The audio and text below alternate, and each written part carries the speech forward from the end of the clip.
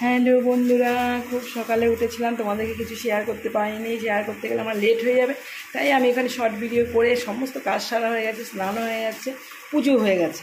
এখন এখানে দেখো পাঁচমিশালি সবজি করব, সেই আলুটা বয়েল বসিয়েছি। আর এখানে আলু ভাজাটা হচ্ছে আলু আর বটবটি ভাজার সাথে। শনিবার যেহেতু নিরামিষ, ছেলে মেয়ের ছুটি আছে। এখানে দেখো ফুলকপি আলুটা কেটে রেখেছি, এখানে এই পাঁচমিশালি সবজিটা আর কিছুটা বাকি আছে, সেটা চাল কুমড়া আছে সাথে দিয়ে। কে কে পাঁচমিশালি তরকারি খেয়েছো বা ভাজা খেয়েছো আমাকে কমেন্টে অবশ্যই জানাবে। আর এখানে চালটা ধুয়ে রেখেছি, রুটি হয়ে গেছে, আর রুটির তরকারিটাও হয়ে গেছে, সাথে দুধটা জাল দিয়ে রেখেছি, ছেলেকে এখন দেবো দুধ রুটি। সাথে থাকো, সব কিছু শেয়ার করবো আজকে যা যা করবো সারাদিনের। এখানে মেয়েকে বাংলা সাবজেক্টটা পড়াতে বসছি, এই যে পড়তে বসছে। তরকারি যেদিকে বসিয়ে এসেছি, দুই উনুনে দুটো, আর এখানে পড়াচ্ছি বা পড়াচ্ছি। সারাদিন কাজ নিয়ে ব্যস্ত, আবার পড়াতেও হবে আমাকে। এখানে সকালে টিফিন নিয়ে বসছে, রুটি তরকারি সাথে আলু ভাজা আছে। আর দেখো একটু কলাগুলো দাগ পড়েছে, সেরকম কিছুই না, ছেলেও খাবে না মেয়েও খাবে না, ওদের এত বাছাই করা খাওয়া। তাহলে আমি আর কি করে ফেলে দেবো কলাগুলো? তাই কলা দিয়ে আম দিয়ে দুধ দিয়ে খেয়ে নিচ্ছি। ওরা তরকারি রুটি তরকারি খাক, আমাকে আর দেখাতে হবে না। খেতে বসে গল্পে ঝুড়ি নিয়ে বসছে, আর এক জায়গায় দুই ভাই বোন মিলেই দেখো চাটছে, থালা এসে করছে, খাচ্ছে। আর যখন পড়তে বসবে তখন দুই ভাই বোনে এক জায়গায় বসলে লাগালাগি করবে। যা এ বাবাই, বাবাই ভাই থালাটা নিয়ে না কেন, দেখো নিয়ে থালা নিয়ে উঠে জানো, ভাই থালাটা নিয়ে না। কতটা হিংসুটে বুড়ি, খেলে ভাল লাগবে। শুয়ো না শুয়ো না, ভাত নিয়ে আসি। ভাত না খেলে ওষুধগুলো খাওয়াবো কি করে? ওষুধ খেতে হবে না? বাবুর জন্য ভাতটা বেড়েছি, দেখো এক রকম রান্না, 2, 3, 4, এই একটা অল্প অল্প দিয়েছি। কেন বলো তো, বাবার শরীরটা একটু খারাপ আছে, নিজের হাতে খেলে এইভাবে দিতে পারতাম না, মানে বাটি বাটি করে দিতে হতো। এখন আমি খাইয়ে দেবো, তাই এইভাবেই দিয়ে নিয়ে যাচ্ছি।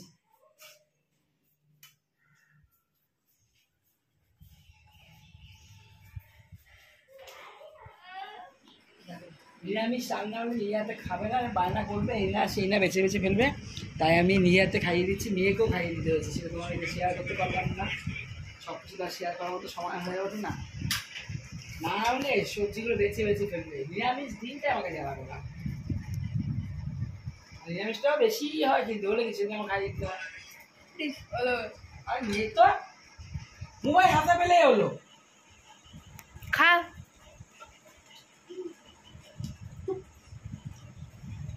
খাওয়া দাওয়ার পরে একটু রেস্ট করে শর্ট ভিডিও করেছি বিকেলবেলা, করে ছেলে মেয়েকে পড়তে দিয়ে এসেছি।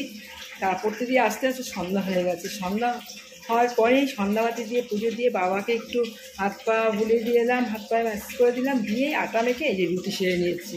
তোমাদেরকে সব কিছু শেয়ার করতে পারলাম না, রুটি সম্পূর্ণ হয়ে গেছে। আর এখানে এখন এই বাসন কটা ধুয়ে জল ভরে রাখবো, রেখে ছেলে মেয়েকে এনে শর্ট ভিডিও করে শাড়িগুলো খুলে রেখেছি। ভাঁজ করার তো আর কেউ নেই, মেয়ে এখনও ভাঁজ করতেও পারে না। এই একটা শাড়ির পরে রয়েছে, এই একটা শাড়ি।